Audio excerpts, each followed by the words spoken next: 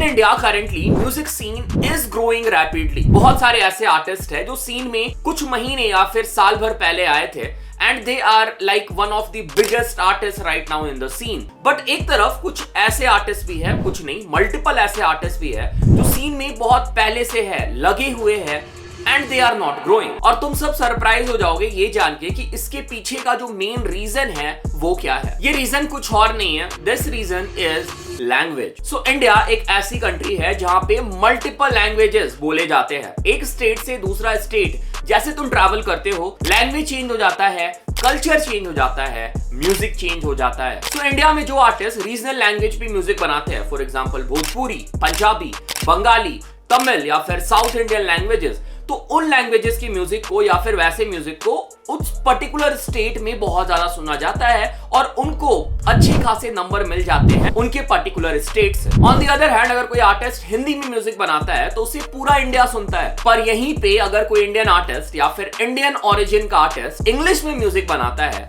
तो उससे उतना क्राउड नहीं मिलता है जितना एक हिंदी आर्टिस्ट या फिर एक रीजनल लैंग्वेज वाले आर्टिस्ट को मिलता है। पर ऐसा क्यों होता है? इंग्लिश एक ऐसा लैंग्वेज है जो इंडिया में हर बंदा बोलना चाहता है। एक तरह से इंग्लिश ऑफिशियल लैंग्वेज भी है इंडिया की, पर इसके बावजूद इंडियन आर्टिस्ट जो इंग्लिश में गाने बनाते हैं, इंग्लिश में ट्रैक बनाते हैं, उनको वो नंबर क्यों नहीं मिल पाता है जो बाकी लैंग्वेज में बनाने वाले आर्टिस्ट को मिलता है। और तुम्हें शायद लग रहा होगा इसका ये रीजन हो सकता है कि इंडियन लोग इंग्लिश गाने नहीं सुनते हैं, हिंदी या फिर रीजनल लैंग्वेज या फिर कोई और लैंग्वेज के गाने ज्यादा प्रेफर करते हैं, बट ऐसा नहीं है। हम इंडियंस बाहर के आर्टिस्ट जो इंग्लिश में गाने गाते हैं उनको बहुत ज्यादा सुनते हैं, उनको बहुत ज्यादा सपोर्ट भी करते हैं, बट हमारे ही कंट्री से, इंडिया से जो आर्टिस्ट इंग्लिश में गाने बना रहे हैं उनको उस लेवल पे सपोर्ट नहीं मिलता है। This is the sad reality. So आज मैं तुम लोग के लिए इस वीडियो में ऐसे आर्टिस्ट लेके आया हूं जो इंग्लिश में या फिर वेस्टर्न म्यूजिक स्पेस में म्यूजिक बनाते हैं एंड दे आर अंडररेटेड, और मेरे हिसाब से इन आर्टिस्ट को भी उतना ही सपोर्ट मिलना चाहिए जितना बाकी इंडिया के आर्टिस्ट को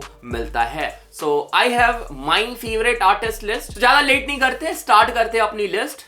लेट्स गो। सो हमारी लिस्ट की जो पहली आर्टिस्ट है, शायद तुम लोगों ने इनका नाम पहले नहीं सुना होगा। She is really young, really talented. इनका नाम है रिद्धि।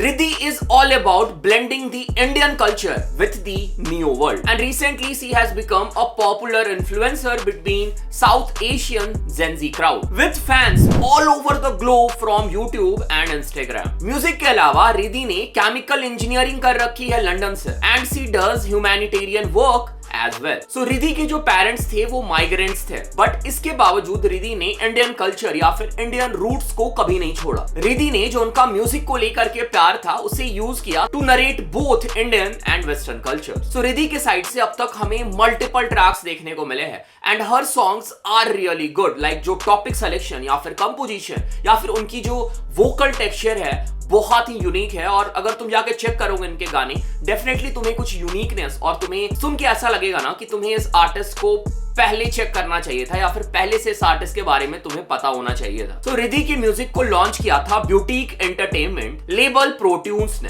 ये ऐसी ऑर्गेनाइजेशन है जो इंस्पायरिंग आर्टिस्ट को सपोर्ट करती है। तो ये तो हम लोगों ने रिद्धि की म्यूजिक रिलेटेड चीजों के बारे में बात कर लिया। इसके अलावा रुक जाओ, अभी ये सुनने के बाद तुम्हारी रिस्पेक्ट इस आर्टिस्ट को लेकर के और भी बढ़ने वाली है। रिद्धि अपनी एल्डर सिस्टर के साथ एक एनजीओ भी चला रही है जहां पे they are on a mission to take down bullying worldwide. This NGO is called stop the B. Riddhi के इस प्रोजेक्ट को बहुत सारे popular sports star, well known celebrities ने भी प्रमोट किया है, और इन सब की वजह से she also got opportunity to speak at UNESCO world anti bullying forum. तो भाई ऐसे आर्टिस्ट हमें चाहिए जो अपने म्यूजिक से वर्ल्ड को चेंज करे, अपने थॉट से वर्ल्ड को चेंज करे, and Riddhi is doing exactly the same. कुछ दिन पहले ही रिद्धि का हमें एक सिंगल देखने को मिला है जिसका नाम है guilty feet.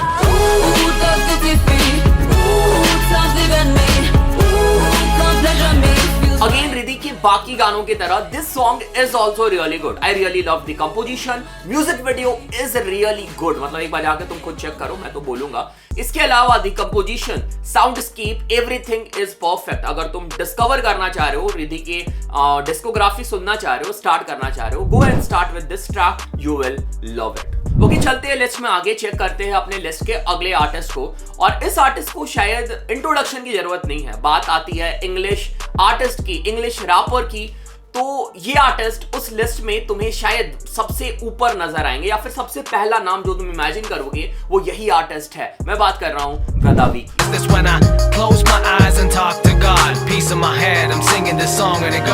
So Brother V is one of the OGs of DHH। मुझे exactly याद है, मैंने Brother V को बहुत पहले डिस्कवर किया था, अप्रॉक्स 2012-13 के आसपास। और Brother V की इनिशियल ट्रैक्स में उस टाइम पे सुना करता था। ट्रैक्स जैसे आत्मा रम्या हो गया, ओन माई ओन हो गया, ये ट्रैक्स मेरे प्लेलिस्ट में उस टाइम पे थे। So मेरे हिसाब से Brother V के साथ एक ही प्रॉब्लम है कि वो बिल्कुल भी कंसिस्टेंट नहीं है। अगर DHH में अवार्ड होता या फिर इंडियन हिप हॉप सीन में कोई अवार्ड होता कि सबसे ज्यादा इनकंसिस्टेंट रैपर कौन है, तो शायद वो अवार्ड ब्रदा वी को मिल जाता। बट ब्रदा वी के जितने भी गाने आते हैं ही मेक श्योर कि उस गाने में क्वालिटी हमें देखने को मिले, और एग्जैक्टली वैसा होता भी है। रिसेंटली ब्रदा वी ने इवन हिंदी रैपर्स या फिर थोड़े पॉपुलर रैपर्स के साथ कोलैबोरेशन भी करना स्टार्ट कर दिया है। लास्ट ईयर हमें इनका कोलैबोरेशन इवन कृष्णा के साथ देखने को मिला था, जो थोड़ा डिसअपॉइंटिंग था, बट स्टिल एक होप है कि हमें ब्रदा वी अब ज्यादा इंडियन रैपर के साथ या फिर ज्यादा हिंदी रैपर के साथ देखने को मिलेंगे। इवन ब्रदा वी और रफ्तार का कोलैबोरेशन भी हमें देखने को मिला था। दैट ट्रैक डिड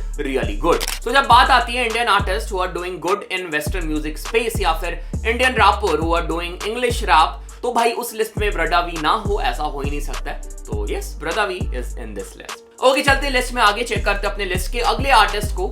और ये जो आर्टिस्ट है ना, अगेन इनके बिना भी ये लिस्ट अधूरी सी रहती है, ठीक है। She is the queen of Indian rap scene। मैं बात कर रहा हूँ राजा कुमारी की। So, आज से कुछ दिन पहले ही मैंने एक वीडियो बनाया था जहां पे मैंने बेस्ट फीमेल रैपर्स को फीचर किया था, और उस लिस्ट में भी राजा कुमारी थी। बट जब मैं ये वीडियो बनाने का सोचा और जब मैंने इस वीडियो की स्क्रिप्टिंग करी, तो मैंने सोचा कि भाई इस लिस्ट में राजा कुमारी को नहीं डालना एक बहुत बड़ी नाइंसाफी होगी। इस वजह से मैंने राजा कुमारी को इस लिस्ट में डाला है। सो वीडियो के स्टार्टिंग में जैसे मैंने रिद्धि के बारे में बात किया, तुम एक तरीके से बोल सकते हो ना कि रिद्धि राजा कुमारी की एक यंगर वर्जन है, ठीक है। राजा कुमारी की भी स्टोरी बहुत हद तक सिमिलर है, और आई थिंक जितने भी आर्टिस्ट जो माइग्रेट करते हैं इंडिया के बाहर और जो इंडियन रूट से जुड़े रहते हैं, इंडियन कल्चर से जुड़े रहते हैं ना, आई थिंक उनकी भी स्टोरी इन आर्टिस्ट के जैसी ही होगी। फॉर एग्जाम्पल, यहाँ पे अगर राजा कुमारी की हम बात करें तो राजा कुमारी इंग्लिश में रैप करती है या फिर इंग्लिश में म्यूजिक बनाती है, बट हमेशा से स्टार्टिंग से उन्होंने अपने इंडियन कल्चर को, इंडियन रूट को नहीं भूला है। उनकी म्यूजिक में तुम्हें इंडियन कल्चर, इंडियन एसेंस देखने को मिल ही जाएगा। सो राजा कुमारी, अपने करियर के स्टार्टिंग में राजा कुमारी ने इंडिया के बाहर ही म्यूजिक किया, बट जब वो इंडिया आई तब हम लोगों ने विटनेस किया कि भाई एक ऐसी फीमेल रैपर भी है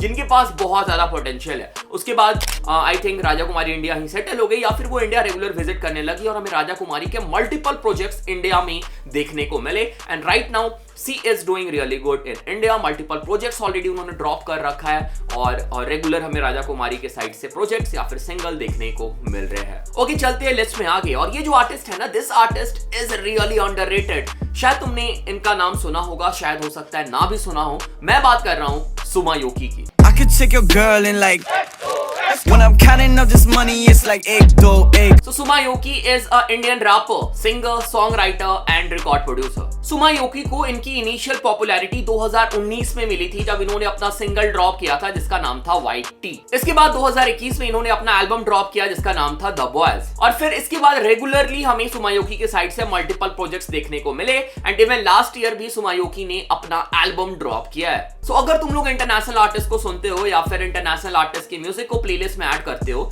एक बार जाके इस आर्टिस्ट का गाना सुन के देखो या फिर इनके प्रोजेक्ट चेक करके देखो, तुम बाहर के आर्टिस्ट भूल जाओगे। इसी आर्टिस्ट के गाने तुम्हारी प्लेलिस्ट में लूप पे बजने वाले हैं। Tsumyoki is one of those artist जो इंडिया में इंग्लिश हिप हॉप जॉनरा को रिवॉल्यूशनाइज कर रहे हैं। Tsumyoki is from Goa and he is the first Goan artist to ever signed by Gully Gang records. Yes, he is signed by Gully Gang. So go and check out his music, you will definitely love it. Okay, so आ जाते हैं इस list के मेरे आखिरी artist पे, और इस आर्टिस्ट का नाम है हनुमान काइंड।